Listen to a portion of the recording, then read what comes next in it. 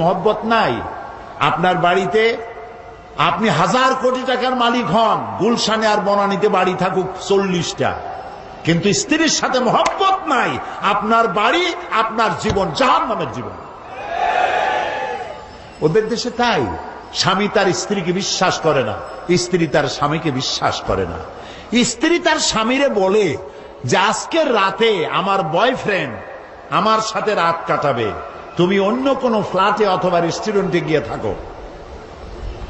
স্বামী বেচারা যদি অসন্তুষ্ট হয়ে পুলিশে খবর দেয়, যদি পুলিশকে স্বামী যদি তার স্ত্রীকে এই কাজে বাধা দেয়, তাহলে স্ত্রী 999 ডায়াল করে, সাথে সাথে থানা থেকে পুলিশ আসে। স্ত্রী নালিশ করে, আমি আমার বয়ফ্রেন্ড নিয়ে ঘুরবো, মার্কেটিং করব, রাত কাটাবো, সে আমার মৌলিক অধিকারের উপরে হস্তক্ষেপ করেছে, সে আমাকে বাধা দেয়।